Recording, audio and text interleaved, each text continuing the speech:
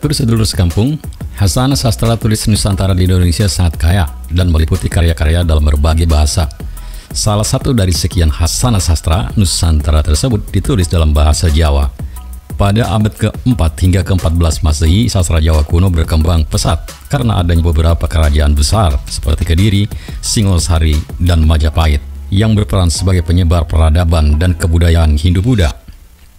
Setelah runtuhnya kerajaan Majapahit pada tahun 1478 Masehi, unsur-unsur budaya Islam mulai masuk dan berkembang di Jawa. Pada masa kerajaan Mataram, Islam dipimpin Sultan Agung, banyak muncul buku-buku yang berpengaruh oleh ajaran tasawuf. Pada periode 1757 sampai 1881 Masehi merupakan masa kebangkitan sastra. Salah satunya adalah naskah Cibolek karya Yadisapura I. Pada periode inilah muncul tokoh Ronggowarsito yang oleh orang-orang Jawa dianggap sebagai bapak kebatinan atau kejawen. Siapa dan dari manakah sosok Ronggowarsito? Ronggowarsito berasal dari keluarga bangsawan Keraton Surakarta. Dari garis ayahnya, ia adalah keturunan ke-10 dari Sultan Hadiwijoyo atau Joko Tingkir, pendiri kerajaan Pajang. Sedangkan dari garis keturunan ibu, keturunan yang ke-13 dari Sultan Trenggono, Raja Demak ketiga. Sebenarnya Ronggowarsito adalah sebuah gelar, dan Ronggowarsito yang akan kami bahas dalam video ini adalah Ronggowarsito yang ketiga. Raden Ngabehi Ronggowarsito terlahir dengan nama kecil Bagus Burhan, adalah putra dari Raden Masningrat Pajang Sworo. Beliau lahir pada tanggal 14 Maret tahun 1802. Ayahnya, Pajang Sworo atau Ronggowarsito II adalah juru tulis kerajaan, sedangkan kakeknya Sastronagoro atau Ronggowarsito I adalah pujangga kerajaan. Oleh kakeknya, Bagus Burhan diserahkan kepada Ki Tanujaya selama kurang lebih 8 tahun. Bagus Burhan mendapatkan pendidikan dari Ki Tanujaya. Ki Tanujaya merupakan orang yang pandai dalam bergaul, pandai, lucu, dan banyak ilmunya. Kemudian pada usia 12 tahun, ia dipesantrenkan di Tegalsari yang diasuh oleh seorang guru agama, yaitu Ki Ageng Kasan Besari, atau biasa disebut dengan Imam Besari. Imam Besari merupakan menantu Pakubuwana keempat dan teman Raden Temenggung Sastronegoro. Ia selain guru agama, juga merupakan ahli kebatinan yang masih berdarah priayi. Maka tidak heran jika pesantren semacam ini menghasilkan tokoh-tokoh agamawan, juga melahirkan tokoh-tokoh negarawan dan priayi. Selain berguru di sekitar Pulau Jawa, Bagus Burhan juga pernah merantau berguru ke luar Jawa seperti Bali, Lombok, Ujung Pandang, Banjarmasin. Bahkan ada sumber yang lain mengatakan bahwa pengembaraan Bagus Burhan sampai ke India dan Sri Lanka. Sekembali dari berguru, ia tinggal di Surakarta melaksanakan tugas sebagai abdi dalam keraton. Pada masa Sri Paduka Pakubuwono VI, ia diangkat menjadi pegawai keraton sebagai penewu Cari Kadipaten Anom dengan gelar Raden Ngabehi Ronggowarsito, yang selanjutnya bertempat tinggal di Pasar Kliwon. Ronggowarsito wafat pada tahun 1873 bulan Desember hari Rabu Pon tanggal 24. Di antara sekian banyak karya-karya Ronggowarsito, ada beberapa karyanya yang berkenaan dengan spiritual atau mistik, dan bahkan karya ini adalah inti dari ajaran ketuhanan Ronggowarsito, yaitu Suluk Jiwa atau Suluk Saloka Jiwa. Serat Suluk Jiwa atau Suluk Saloka Jiwa adalah karya Ronggowarsito yang telah diterbitkan oleh percetakan Albert Rothschild, Surakarta tahun 1915. Sebuah risalah kecil yang memuat cerita simbolik yang meriwayatkan Tuhan Wisnu menyerupakan diri sebagai seorang tokoh bernama Sulaiman yang berangkat ke Turki untuk mempelajari tasawuf. Dalam isi suluk ini menceritakan pembicaraan ajaran ma'rifat para wali tentang wujud dan tentang awal penciptaan serta 3 jenis istana. Yang kedua, Serat Pamoring Kawulo Gusti. Isinya berbicara mengenai zikir dan larut dalam perenungan kepada Allah Subhanahu wa Ta'ala dengan hati penuh rindu. Sesungguhnya segala sesuatu yang ada di alam terpancar dari kehendak Allah Subhanahu wa Ta'ala. Mereka yang mendapat anugerah rahmat dan hidayahnya, maka kelak akan bersatu dengannya, dalam arti bersamanya. Dan tentu yang demikian halnya memperoleh cita-citanya dan selalu bersama dalam menjalankan tugas. Dalam Serat Pamong Kawulo Gusti juga diutarakan pokok ajaran Wirid Hidayat Jati, bahwa manusia tersusun atas 7 martabat manusia. yaitu jasad atau badan, budi atau akal, nafsu atau jiwa, ruh atau sukmo, sir, rasa, nur, dan hayu atau kehidupan. Kemudian yang ketiga adalah suluk lukma lelana. Risalah ini memuat motivasi untuk membentuk budi pekerti luhur. Terdapat pula uraian mengenai pengorbanan Imam Ali Zain Al-Abidin Ibnu Husain radhiyallahu an. Suluk Sukma Lelana ini isinya menceritakan perjalanan seorang santri bernama Sukma Lelana. Tujuannya berguru ilmu sangkan-paran atau ketuhanan kepada seorang guru kebatinan yang bernama Syekh Imam Suci di Arga atau Bukit Sinai. Cerita ini melambangkan perjalanan jiwa manusia dalam menuju ma'rifat kepada Tuhan. Kemudian yang keempat, Serat Parama Yoga. Risalah ini menyinggung martabat wujud dengan menetapkan adanya dualisme antara wujud Tuhan, pencipta dengan makhluk. Paham ini pun tidak lepas dari ajaran Ibnu Arabi yang menurut Al-Afi menganut paham wujud tunggal, sehingga apapun yang terjadi di dunia hanyalah manifestasi Tuhan. Kemudian yang kelima, Serat Wirid Hidayat Jati atau Serat Hidayat Jati. Risalah ini sebagaimana pengakuan pengarangnya merupakan saripati ilmu ma'rifat yang diajarkan 8 wali di Jawa. Keistimewaan lainnya, Wirid Hidayat Jati ini disusun dalam bentuk jarwa atau prosa. Isi kandungannya diusahakan untuk menjadi kitab mistik yang cukup lengkap, padat, dan bulat. Serat Wirid Hidayat Jati yang diterbitkan oleh administrasi Jawi Kanda yang isinya meliputi upacara dan perlengkapan sajian yang harus diselenggarakan oleh seorang guru yang akan mengajarkan ilmu mistik dan uraian bab guru dan murid.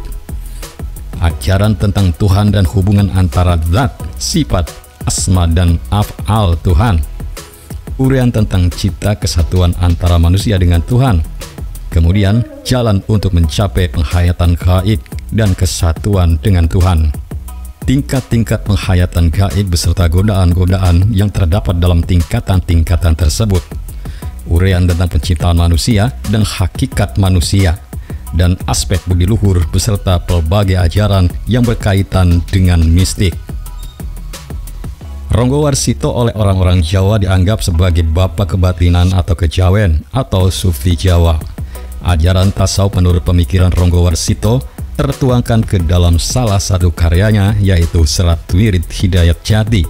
Di dalam Wirid Hidayat Jati mengajarkan paham kesatuan manusia dengan Tuhan. Paham ini mengajarkan bahwa manusia berasal dari Tuhan. Oleh karena itu, harus berusaha untuk kembali dengan Tuhan.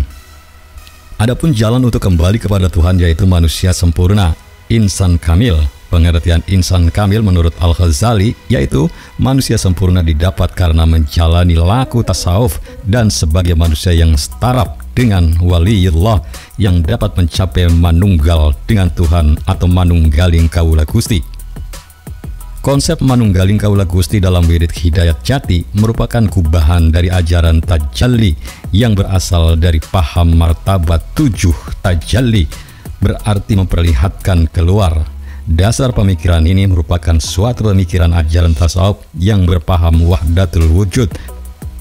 Tajalli merupakan kondisi kerohanian yang mampu menyaksikan cahaya penjelmaannya dalam namanya. Ronggo Warsito merupakan seorang yang pandai dalam menuangkan pemikirannya dalam sebuah tulisan. Dalam tulisannya, ia menggabungkan pemahaman yang didapatkan dari beberapa referensi yang dipelajarinya. Hal ini dibuktikan dalam pemahamannya tentang konsep manunggaling kaula Gusti. Untuk menerangkan konsep ini, ia menggambarkan sosok Bima yang bisa masuk ke dalam Dewa Ruci. Cerita ini merupakan hasil karya dari kakeknya, yaitu Yadisapura I yang berjudul Serat Dewa Ruci. Dari cerita yang dituliskan kakeknya ini, Ronggo Warsito mempunyai pemikiran tentang konsep manunggaling kaula Gusti. Manunggaling kaula Gusti. Dalam Islam tahapan ini dikenalkan pada ajaran tasawuf. Di dalam tasawuf diterangkan untuk mencapai kesatuan dengan Tuhan atau penghayatan menyatu dengan Tuhan harus melalui tahapan-tahapan yang ada dalam ajaran tasawuf. Adapun tingkatannya yaitu syariat, tarekat, hakikat, dan ma'rifat. Ketika kita sudah mencapai tingkatan ma'rifat, bisa dikatakan kita akan bisa menyatu dengan zat yang khalik. Kata menyatu dalam pengertian ini tidak bisa digambarkan bahwa yang menyatu itu tubuh kita. Akan tetapi yang dimaksudkan dalam tulisan ini yaitu jika kita berada pada tingkatan ma'rifat, jiwa kita akan mengalami ekstasi atau kondisi antara sadar dan tidak sadar. Pada keadaan seperti ini, kita akan mendapatkan pengalaman pribadi yang tidak bisa dijelaskan dengan sebuah metode ilmiah, melainkan kita hanya bisa percaya dengan keyakinan kita sendiri. Sebagaimana Musbikin 2010 menjelaskan bahwa manunggaling kawula Gusti bukanlah suatu ajaran, melainkan suatu pengalaman, yakni pengalaman yang benar-benar nyata bagi siapa saja yang mengalaminya. Pengalaman ini berupa penyatuan atau peleburan diri dengan Maha Kuasa. Wirid Hidayat Jati mengajarkan paham ketuhanan yang bersifat teis atau percaya adanya Tuhan, di mana dalam Wirid Hidayat Jati karya Ronggo Warsito, Tuhan digambarkan sebagai zat yang berkehendak dan berkarya secara aktif sebagai pencipta dan penguasa alam semesta.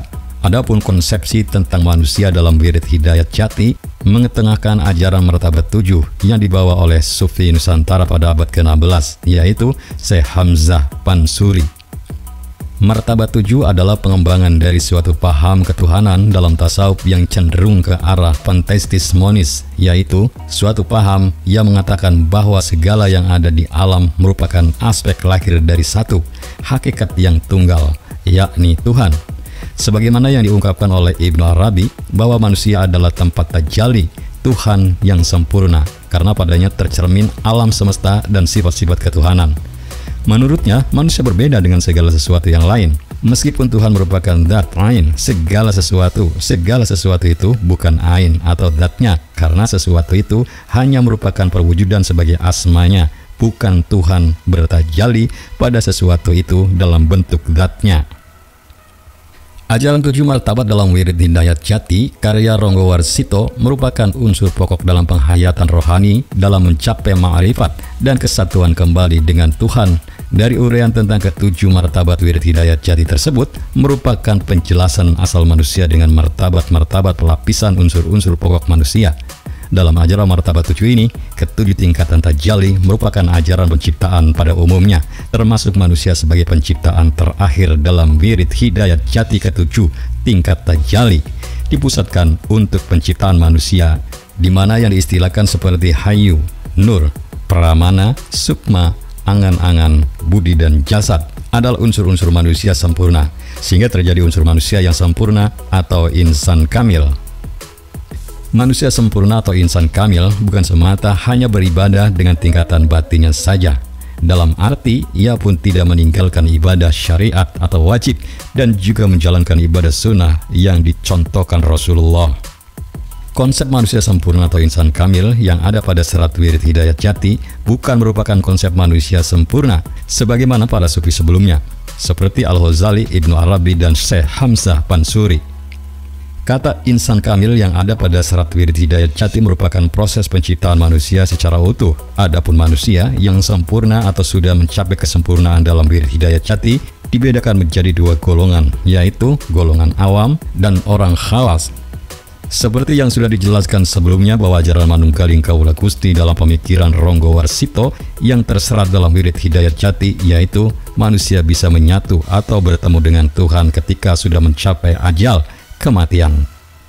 Dari beberapa penjelasan tersebut bahwa pemikiran tasawuf Jawa dalam perspektif Ronggo Warsito merupakan suatu ajaran berpaham kemanunggalan yang disebut manunggaling kawula Gusti. Hal ini terlihat dari paham martabat 7-nya yang tersirat dalam Wirid Hidayat Jati. Jelas bahwa ajaran tasawuf Ronggo Warsito dalam Wirid Hidayat Jati merupakan berpaduan ajaran mistisme Islam dengan berbagai ajaran yang berkembang dalam kepustakaan Jawa sehingga terjadi sifat sinkretis. Adapun nilai sinkretisme dalam ajaran ini yaitu penggunaan istilah-istilah Jawa Hindu-Buddha. Nilai sinkretisme atau kejawen nampak hanya dari segi metode atau cara pemaparan yang terlihat pada penggunaan bahasa Jawa sebagai alat penyampaian ajarannya. Batur sedulur sekampung, demikian ulasan tentang Ronggo Warsito, ajaran manunggaling kawula Gusti dalam pemikirannya. Saya yakin Anda memiliki pendapat yang berbeda, oleh karena itu jika ada perbedaan atau ingin melengkapi, silakan tulis di kolom komentar dengan bijak. Terima kasih telah menyimak video ini sampai selesai. Jangan lupa bantu kami dengan cara klik tombol subscribe, like, komen, dan share sebanyak-banyaknya. Ingat, tetap maduluran, aja pada tukaran. Wassalamualaikum warahmatullahi wabarakatuh.